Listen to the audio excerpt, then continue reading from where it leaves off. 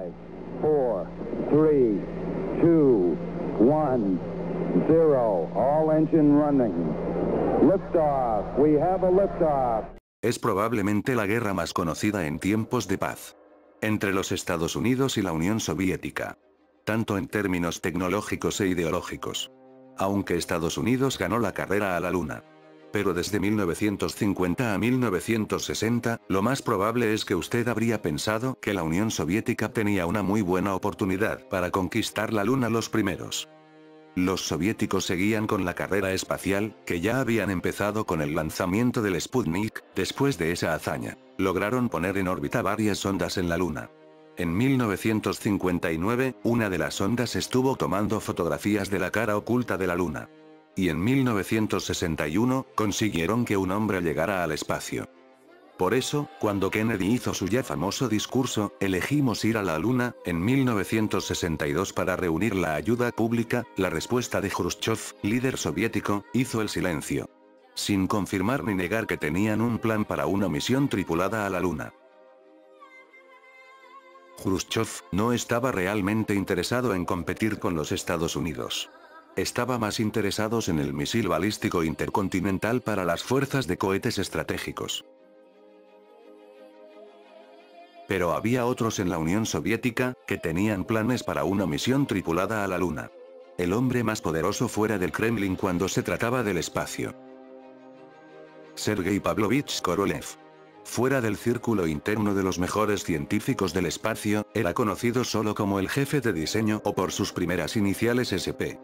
Esto era debido a que los líderes de la Unión Soviética temían que las potencias occidentales enviaran agentes para asesinarlo. Korolev era el hombre que estaba detrás de muchos de los éxitos espaciales soviéticos y el jefe de la oficina de diseño OKB-1, sobre el Sputnik, y las misiones tripuladas, incluyendo el primer hombre en el espacio, Yuri Gagarin. Su autoridad se extiende sobre casi todo lo que tiene que ver con el espacio. El grupo de diseño trabajó en misiones a Marte y Venus, de comunicaciones, de espías y satélites meteorológicos, los misiles balísticos intercontinentales, y las misiones lunares tripuladas soviéticas. Korolev tenía un enorme control sobre el programa espacial. El poder administrativo era de un solo hombre. No como el de la NASA, que fue creada a través de múltiples empresas del sector aeroespacial y centros de vuelo. Aunque Korolev quería las misiones a la Luna, en 1960, se le dio el trabajo a su rival Vladimir Chelomey, debido a su patrocinio por Khrushchev. Pero su falta de experiencia provocó que las misiones progresaran lentamente.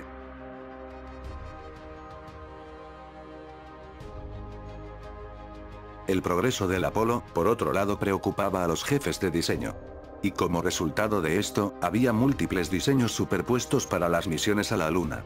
En un momento dado había 30 diseños diferentes para lanzaderas y naves espaciales.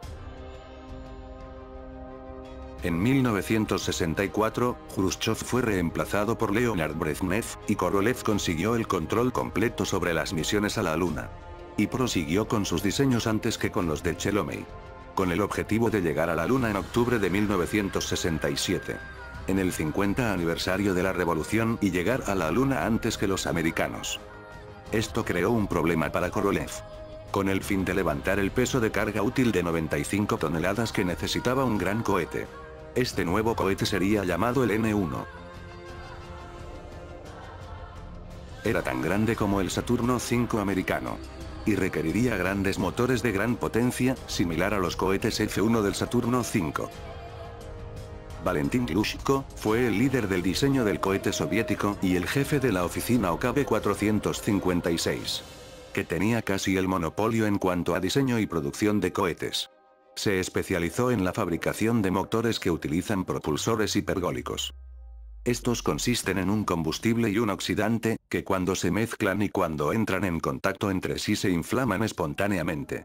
Korolev pensaba que eran demasiado peligrosos para las misiones tripuladas debido a la naturaleza altamente tóxica y corrosiva de los productos químicos para compensar el combustible. Glushko dijo que no era posible crear un nuevo diseño de motores de gran tamaño, que utilicen combustible criogénico de oxígeno líquido y queroseno. Y tenerlo listo en ese tiempo con los limitados recursos y dinero en efectivo que disponían. Los estadounidenses habían estado trabajando en los motores criogénicos del Saturno durante 5 años y todavía no les había llegado a funcionar de forma fiable. También había un problema personal entre los dos hombres. Korolev culpó a Glushko, sirviendo 6 años en un campo de trabajo soviético. Glushko, por el contrario, considera que Korolev es un irresponsable caballero y autocrático hacia las cosas que estaban fuera de su propia competencia. Este choque entre ellos condujo a Glushko a negarse a trabajar para Korolev y causó retrasos en el programa general. Korolev se vio obligado a buscar un nuevo diseñador para el motor y dio el trabajo a Nikolai Kuznetsov, que tenía un motor a reacción, pero no había diseñado un motor de cohete antes.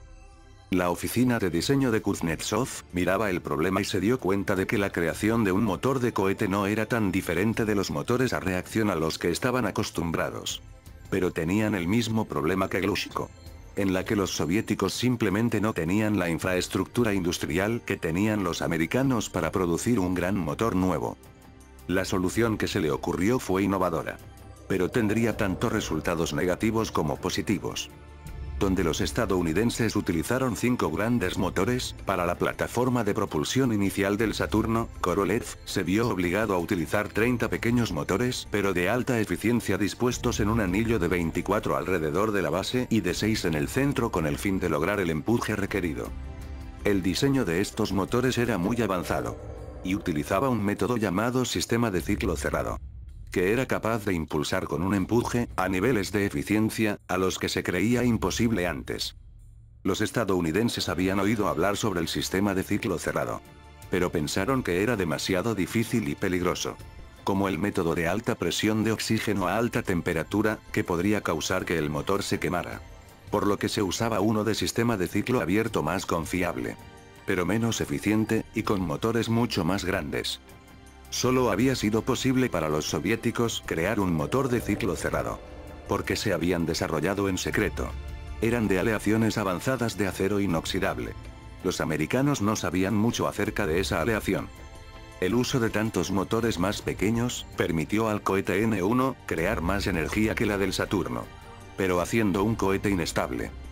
Uno de los principales problemas es el combustible complejo que se requiere para abastecer todos los motores, que a su vez resultó ser un sistema muy frágil. Los soviéticos estaban trabajando en los nuevos motores en 1966 cuando Korolev murió después de someterse a una operación de rutina. Este fue un revés porque Korolev tenía un conjunto único de habilidades y contactos, y fue una importante fuerza impulsora para asegurarse de que las misiones a la Luna se llevaran a cabo. El trabajo de continuar cayó sobre Vasily Mishkin, el segundo de Korolev. Pero Mishkin no tuvo la astucia política ni tampoco el poder de su antiguo jefe. Los soviéticos tampoco tenían las instalaciones para poner a prueba los 30 motores antes de que se montaran en el cohete.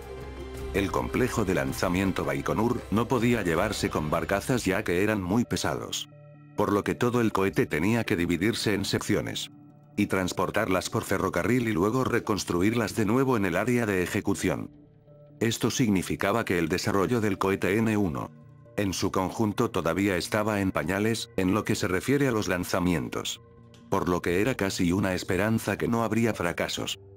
Los soviéticos planearon 14 lanzamientos. Los primeros 12 serían no tripulados y los 2 últimos serían tripulados para las misiones lunares.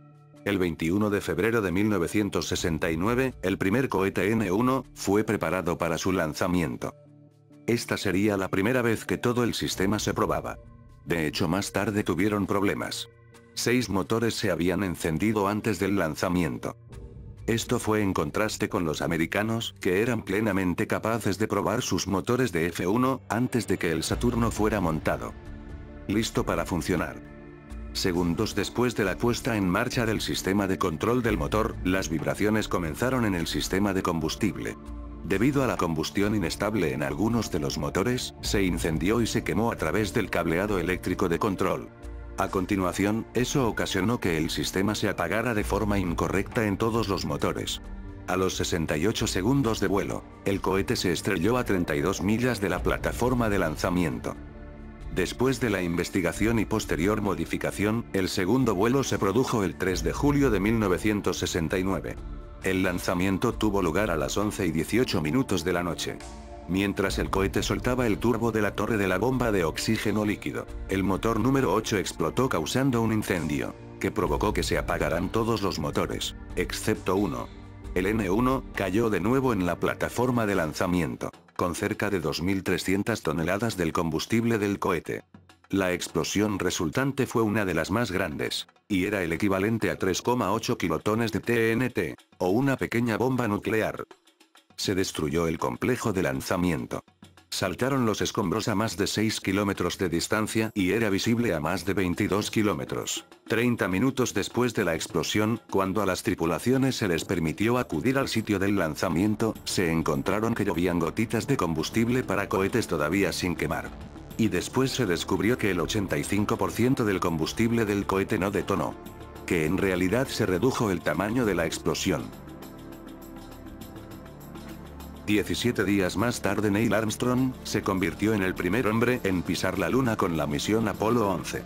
Y a pesar de que la carrera por la Luna se había perdido, los soviéticos después de la explosión que causó un retraso de 2 años, el complejo de lanzamiento fue reconstruido y se hicieron otras modificaciones al cohete. En noviembre de 1971, el tercer intento también fracasó. Debido a las corrientes inesperadas que causó que el cohete rodara sin control y acabó por romperse, debido a la tensión en su estructura. Un año más tarde, en noviembre de 1972, el cuarto y último lanzamiento también falló. 107 segundos después del despegue, uno de los 6 motores de los centros causó una onda de choque hidráulico que rompió las tuberías de combustible y provocó un incendio en la plataforma principal. Y poco después explotó. Aunque anteriormente había habido 4 fallos de lanzamiento, los soviéticos en realidad habían hecho un enorme progreso en el diseño. Pero en agosto de 1974, toda la misión a la Luna era cancelada por Brezhnev. En ese momento, los estadounidenses habían ido a la Luna 6 veces. Y el interés público en el espacio menguaba. Una teoría es que si el quinto lanzamiento hubiese tenido éxito habría obligado a los soviéticos a llevar a cabo una misión lunar, donde el objetivo principal de vencer a los Estados Unidos ya se había perdido. La cancelación del proyecto era por tanto, una forma de barrido. Vasily Mishkin fue en última instancia, despedido y reemplazado por Glushko. Pero en 1976 se suprimió el programa de cohetes N-1.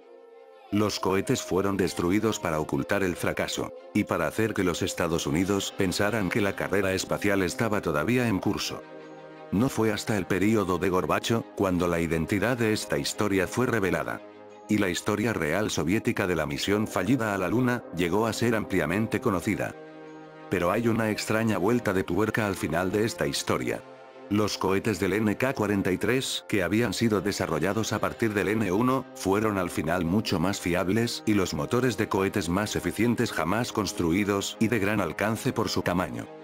20 años después estaban destinados a haber sido destruidos por orden del Kremlin. 60 de ellos eran redescubiertos y vendidos a los estadounidenses por $1 millón cada uno. Un nuevo modelo más grande posterior al RD-180, basado en la tecnología del NK-43, está ahora integrado por los rusos y utilizado por el vehículo de lanzamiento pesado americano Atlas V.